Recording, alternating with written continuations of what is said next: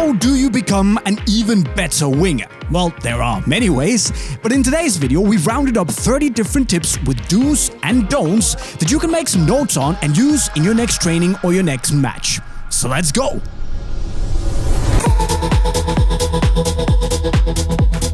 And the first thing you'll need to understand as a winger is that momentum is your friend. Look, being really fast and really strong is, of course, it's very, very helpful, especially the speed thing as a winger, cool. But you'll also need to understand that as a winger, momentum is one of the key things for you in beating players. What I mean by that is that when you have the ball here, you have the initiative. And the defender, while you can act, the defender can only react. And that means that you can use momentum to your advantage. Let's say that you are running towards them at a good speed. You have a lot of forwards momentum. Either the defender is running towards you or tracking back a little bit, but you will always have more speed going forward than them. That also means that it only takes like a little touch around them while you maintain your pace for you to use your momentum to just glide past them, because it will take time for them to go to the same speed that you're running at. So momentum here will help you beat them pretty easily. But it doesn't always have to be just running fast. You can also use momentum if you're running a bit slower or even standing still, where agility and changes of direction is key. Because if you can manage to pull a body feint and wrong foot the defender, meaning that their momentum is going in one direction while you run off in another direction, it will take a little bit, just a split second longer for them to turn around and get momentum in the same direction that you're going, meaning you're already gone, right? So use your momentum to your advantage and use the defender's momentum against them.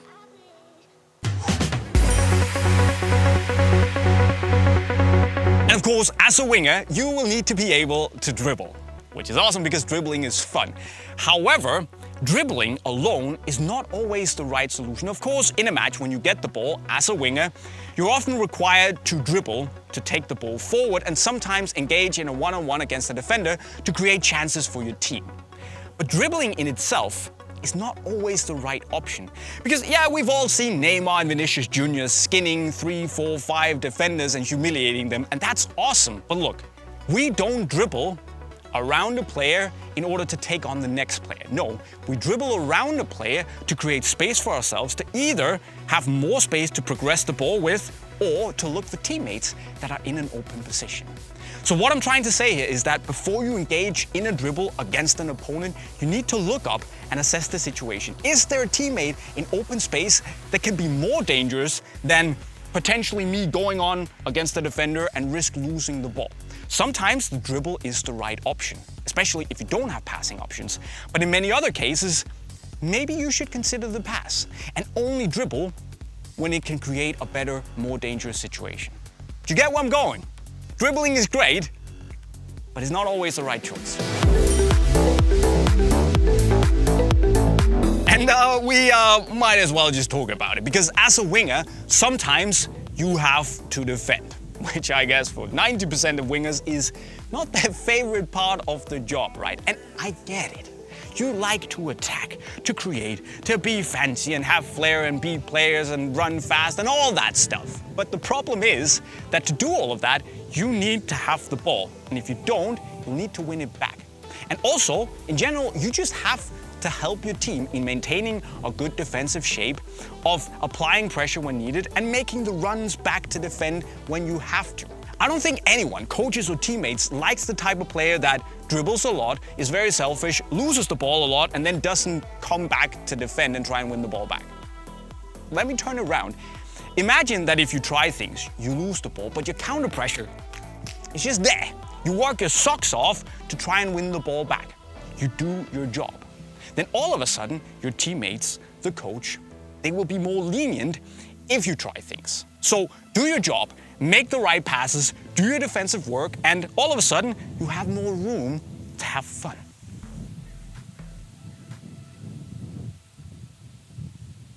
Defend. But another thing you need to understand as a winger is that sometimes you need to make runs in order to not get the ball. And I know it sounds a bit backwards, but hear me out. Because if you are one of the best players on the team, you might think that it's all about you. Give me the ball and I will create something for all you puppets. I'll take care of it. But that's the thing. With great powers comes great responsibility. So you're also responsible for actually using your great technique and your fantastic dribbling skills and your vision, all that stuff, responsibly, right?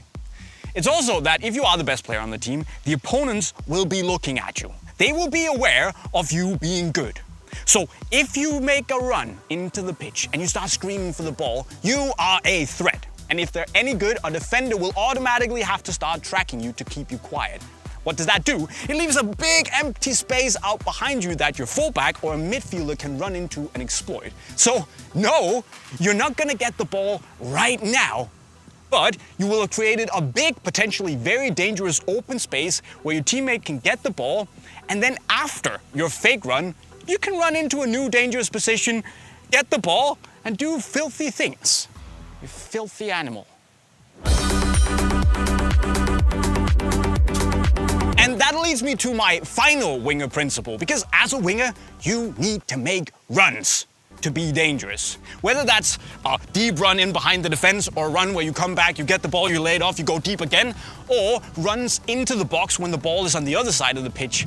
You need to make runs in order to be dangerous. And also, more importantly, you need to always believe that you're going to get the ball with this run. Because if you stop making the runs and you just were like, I'm just gonna go here, pass me the ball please, you are insanely easy to mark out of the game. And the elite wingers understand that you might not get the perfect pass on the first, or the third, or the fifth, or the eighth run. But if you keep running, you keep getting yourself into good positions, you might just get that pass on the 10th or the 15th run that will help you set up a really good chance or score the goal. I just spoke to the local coach here. He said that it takes 20 runs to get a big chance and score a goal. Like, keep running, keep believing that the next run is the one that gives you glory. And then when you finally get the ball, you can use the previous principles to do something clever with it. Your spider sense, your natural vision and technique, and you're like, run! First, we have the fake shot, which I think is what Dembele used like 98% of the time. Seriously, this guy puts defenders to shame with the fake shot all the time. We just made a video on Riyad Mahrez's 3 favorite fake shots, but Dembele really only uses one.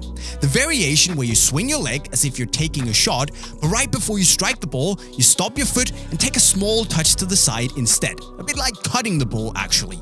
And for Dembele, it seems to fool the defenders every single time. Which is funny because he does the same thing so often that you'd think defenders would know by now. The thing is that he often comes from the right, fake shooting, and then switches the ball to his stronger left foot that he can rifle the ball into the net with. However, I think the reason defenders fall for the fake shot all the time is that he's proven that he can score with his right as well. Some really good goals actually.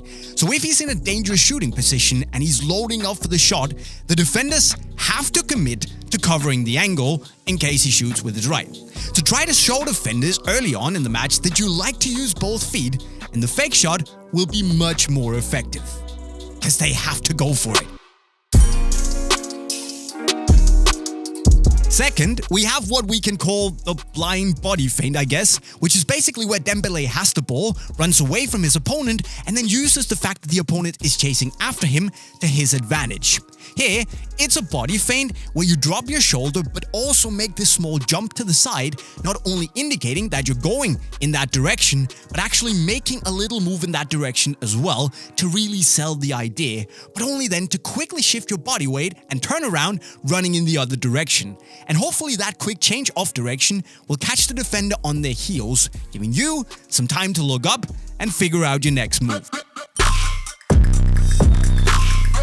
Then we have the V-drag, which I know Dembele's teammate Sergio Busquets will love to see. Now Dembele primarily uses this if he's been standing still and makes a quick touch to one side, basically to beat the defender. But if he then sees that the defender is onto him and is closing him down quickly, Dembele then pulls out the V-drag, reaching out to step on the ball with his sole, dragging it back and then pushing it forward with the inside of his foot around the defender. And once you get so good at it that it becomes second nature, it's a great skill to create space when there basically is none. The fourth skill is, well, it's actually not so much of a skill as it's a clever little move, but Dembele is all about those clever little moves. If he's getting a pass and there's a defender closing in on him, instead of approaching the ball like you normally would, Dembele opens up his body, lets the ball run across it and pushes it forward with the leg furthest away from the defender. Now, if he'd made the step forward, he'd be easier for the defender to close down, but by opening up his body and taking a touch into empty space, he can accelerate, and when he does that, no one catches him because he's stupidly fast. Just make sure that the ball has enough speed to reach you before the defender comes in, because otherwise you're gonna lose it. Finally, Dembele is a big fan of, I guess, the light version of the fake shot. We can call it the leg pump, which is nothing more than just a quick little pump or movement of the leg as you're running with the ball.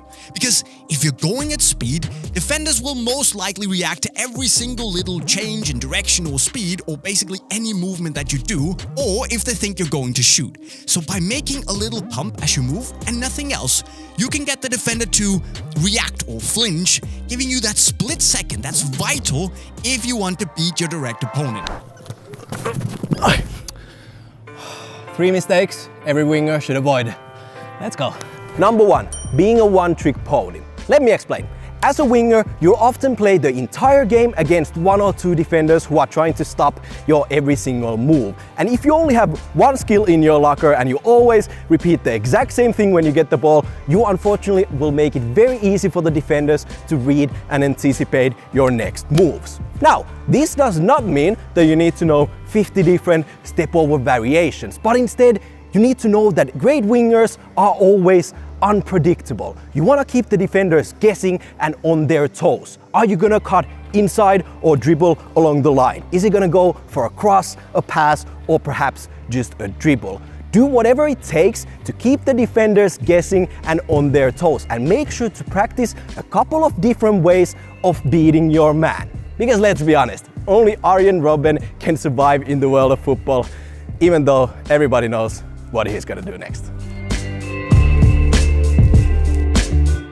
Number 2, playing yourself to a dead end. This is something every teammate finds frustrating. You get the ball, you start dribbling, eyes closed, full tunnel vision, and all of a sudden you end up being surrounded by only defenders. And especially with young players, this is usually the result of these common mistakes. Playing with your head down and feeling forced to go forward. You guys already know that before receiving the ball, you should always look over your shoulder and scan the pitch. But another great tip for being more aware on the pitch is to actually not only stare at the ball when you don't have the ball. As a winger, you're going to spend a lot of time near the sideline by yourself. So when the ball is on the opposite side of the pitch, keep an eye on your attackers, on your midfielders, and even the defenders. That way, when you finally get the ball, you have a better overview of what's happening on the pitch, and thus you can make better decisions as soon as you receive the ball. Also, don't be afraid to occasionally turn back, play the ball backwards, and keep possession. Especially with young players, they usually have only one gear, and that's going straight forward. Doesn't matter if they have any teammates supporting you in the attack. Yes, as a winger, you need to have the skills and ability to move the game forward. But sometimes the game demands that you simply turn back, bam, play a simple pass backwards and keep the ball within your team. And lastly, number 3, don't slack. I spoke with a friend of mine who coaches lots of talented young players in Finland, and he told me that especially young players usually have a problem of not participating in all stages of the game. Just because Lionel Messi doesn't always run after the ball after he loses it, This doesn't mean you should be able to do that yourself. If you're only fully in the zone when your team has the ball, or better yet, when you yourself have the ball and you ignore the defensive duties, you lack discipline, you don't fall back and defend with the team when required, honestly, you're not doing yourself any favors here. And in my humble opinion, this is a very foolish way to go around because it's only a question about your attitude. I can guarantee you there are thousands of young kids out there who have the exact same skills as you do, but they have a better attitude. They will participate in all stages of the game.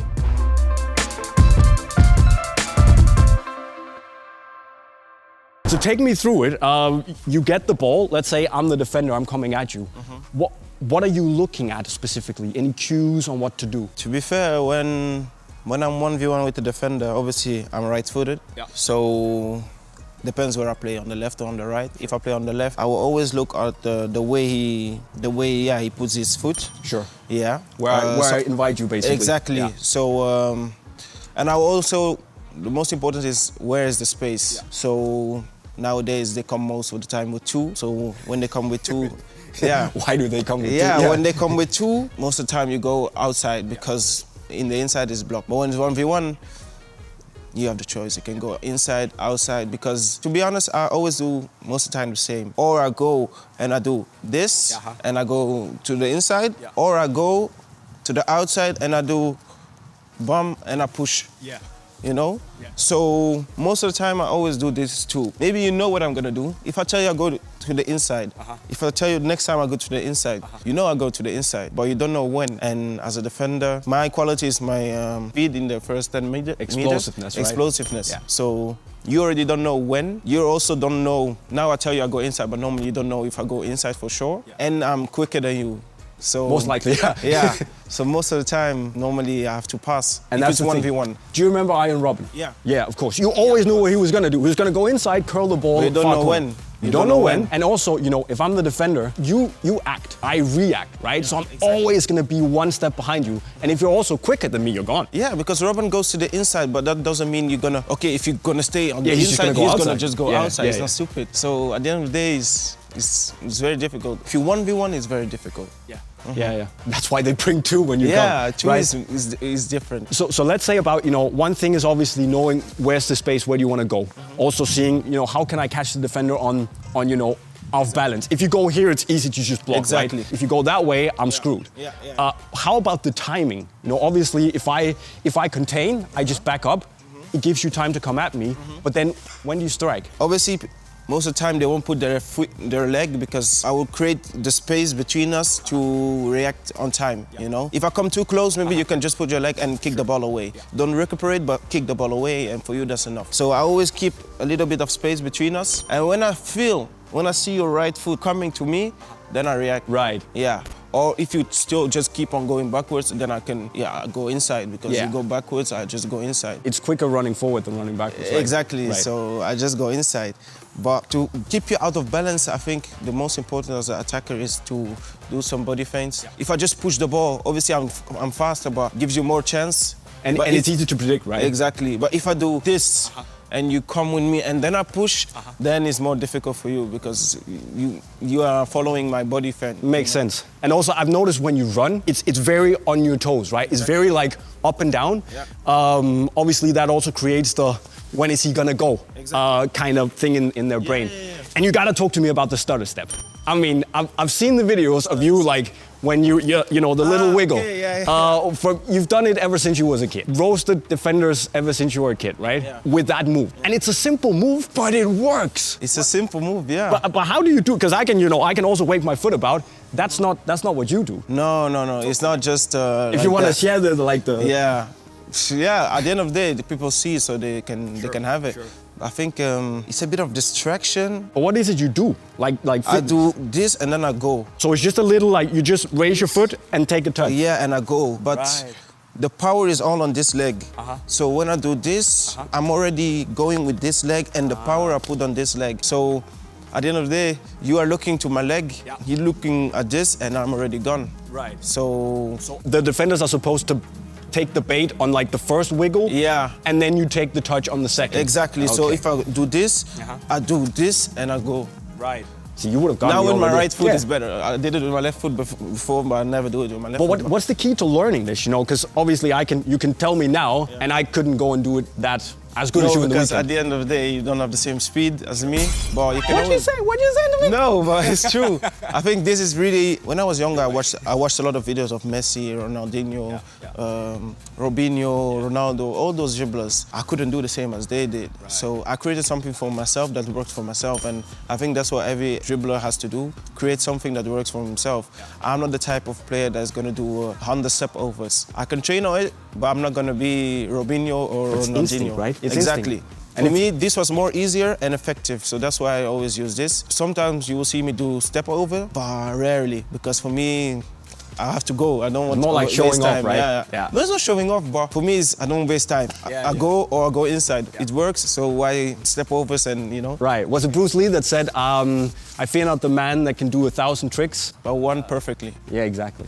That has done one trick 10,000 times, whatever. Yeah, that resumes me a bit, yeah. So basically, it's about finding out where the space is. It's about creating the space between you and the defender to be able to time it right. Exactly. And also, it's about body feints. Basically, deception, right? Exactly. Putting their weight on the wrong foot, because that means that not only do they react, but they also have to shift your weight and then get you. So, dribbling can be effective, but dribbling at speed can be even more effective, at least you're good at it. But the thing is that dribbling at speed isn't just about kicking the ball really far ahead of you and then just sprinting after it. No, it's about being able to run as fast as you can while keeping the ball under control at all times. It's also about being able to change direction sharply and very quickly, and then also about being able to use explosive changes of direction to your advantage. But first, let me give you a tip on how you touch the ball while sprinting at speed. Because essentially, you want to take a touch that supports the natural movement of your foot as you sprint. If you run in a linear direction, you want to touch the ball with the outside of your foot. See? You take, boom, like that. It's only natural to touch it here. If you touch it with the instep, you're gonna do like that, and then you need to adjust your foot to keep running forward, and that's a little bit unnatural. Same thing if you want to take a touch to the outside, you go like that. It's a lot easier than trying to like, that's not very natural. On the other hand, if you want to cut that way, see, if you put your foot down to push off in that direction, you come forward with the instep first. Boom, boom. And in that sense, you can touch the ball with the instep of your foot here. So that, instep, that, outside, straight, outside. And we can start out with the speed lane, aka the autobahn or the highway or whatever you want to call it. But it's essentially here to teach you how to run at pace with the ball in a straight line. It's a great way to start. And what I want you to try and do here is two things. One, imagine that you have a highway in front of you, a lot of space in a match, which is typically where you would open up and go as fast as you possibly can. So start out by trying to take a slightly longer touch and then do 3, 4, maybe even 5 steps in between every touch. That really teaches you to just open the valves, go full sprint as fast as you can. But it also requires a bit more space around you. Now, after you've done that, I also want you to try and think that you have a little less space, a few more opponents in front of you, where you would just slow down a little bit. Just go a little bit slower, meaning that you can still run fast, but have the ball under more control. So here, run as fast as possible, but take a touch on the ball for every step you make with your dribbling foot, right? So that teaches you both to go just full blast, but also to find the balance between pace and control. Just start your engines.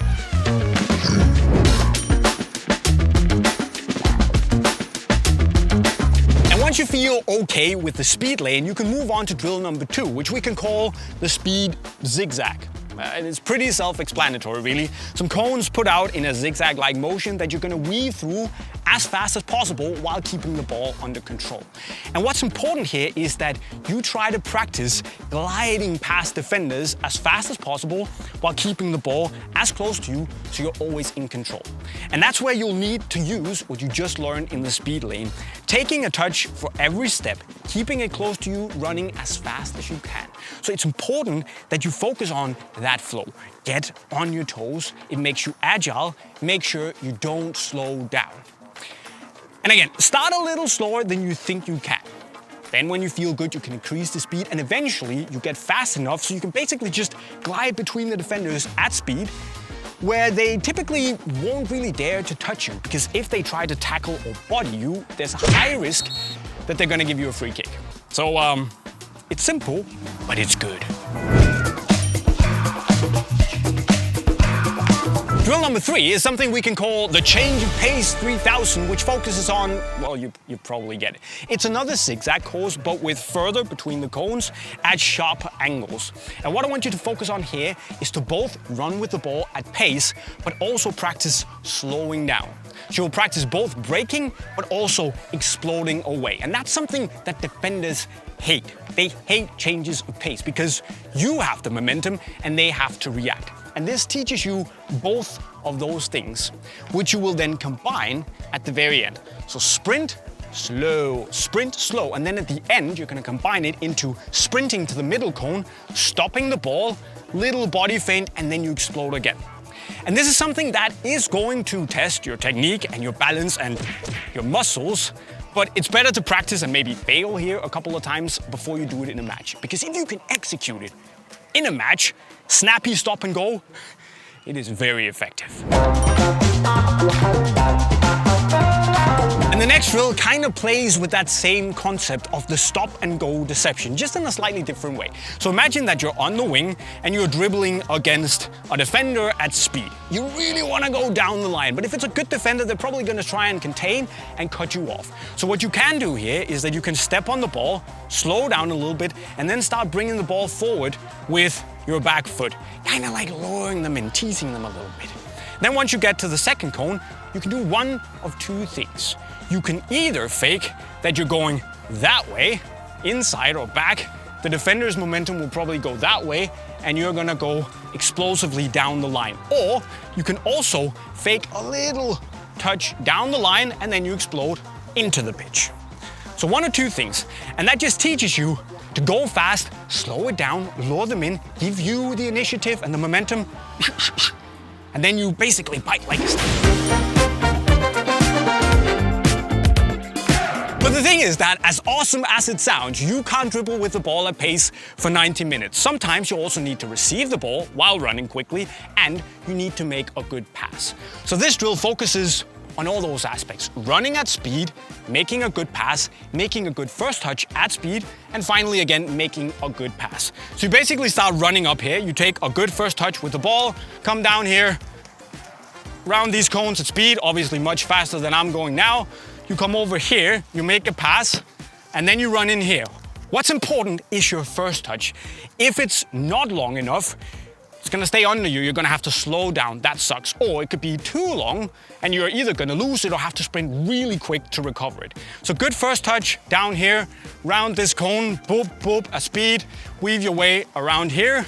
Finally, you come down here, somehow weave your way out here, and then you need to be able to control your pace so much that you have enough control to just make a good pass into a goal or a target or whatever. And we can start out with the swinger, which, okay, it's a totally self-made up name for that classic standard cross that comes in behind the defenders with a little bit of swerve on that hopefully the strikers can just run into and head or volley into the goal.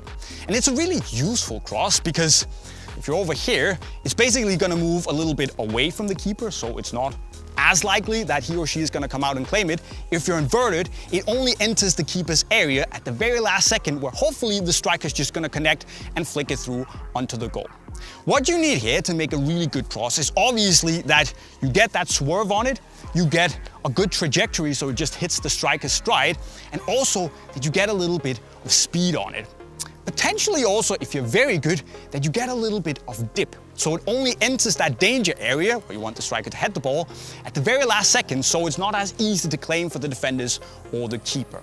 Now, what you also need to keep in mind, and I don't know about you guys, but when I was a kid, my coach told me that if I'm in a good position to cross, my job is to cross the ball, and that's it. Then it's the striker's job, their responsibility to be in the box. And if they're not, it's not my problem.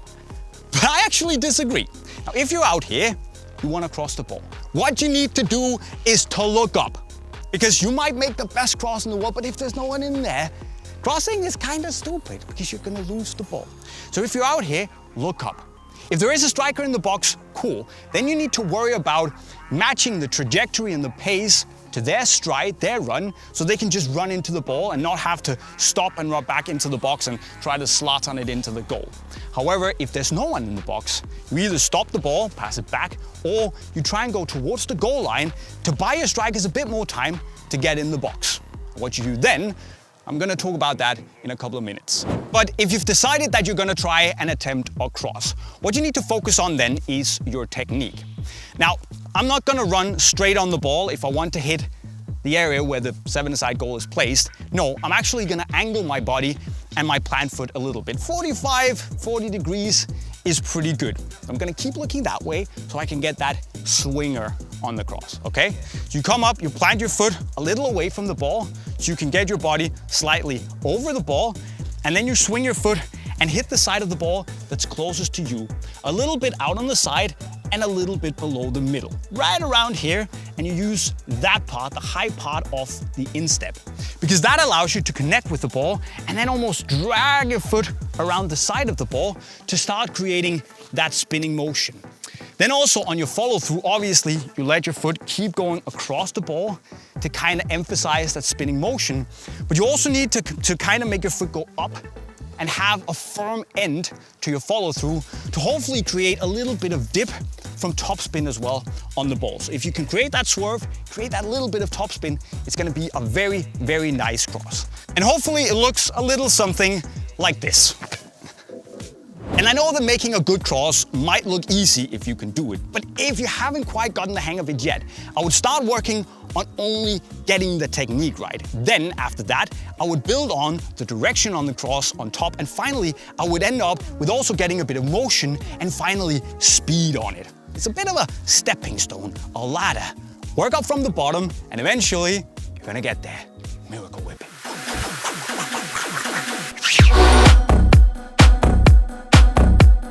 However, if you're in a situation where you're facing a team that would make Mourinho cry tears of joy because they have 10 defenders in the box, you can try the floater. Now, obviously, you also need a couple of really tall strikers in there yourselves. They're my size. Don't bother with the floater because they need to be able to win a physical tussle and get a header off on goal. But what you basically want to do here is just like chip a ball into the box and see what happens. Then at least you clear the first line of defenders and hopefully you have some strong teammates in there who can beat off the defenders and get some sort of chance on goal. Now obviously this also requires more of your strikers because not only do they have to beat away the defenders, it also takes a little bit more of them for the actual header because they can't just run into it and just boop, direct it onto goal and there's enough power on it. It all has to come from them. But if there is a lot of defenders in the box, give it a go. Either the direct, like I did, or slightly more curled floater into the box. Now the technique to use for the straight floater is that you come up to the ball, your plant foot kind of more or less points to the place you want the ball to go, and then it's really important that it's almost like chipping a golf ball, right? That you get nice and low under the ball with the very front part of your forefoot, and your follow through needs to be really short and stop the foot quickly to get that nice chip under the ball. What's also very important is that you try to not make an eternal floater. You don't want the ball to hang up there forever because that's a big invitation for the keeper to just come out and be like, I can get that. So he goes out and claims the cross. So it needs a bit of airtime, but not too much. And it should look something like this. However, if you're a little bit further back and you need a little bit of spin with that floater, you can also do the curve variation, where your plant foot, again, points 45-ish degrees away from where you want the ball to go. And then it's the same principle of getting nice and low under the ball, hitting it low with that inside part of your forefoot.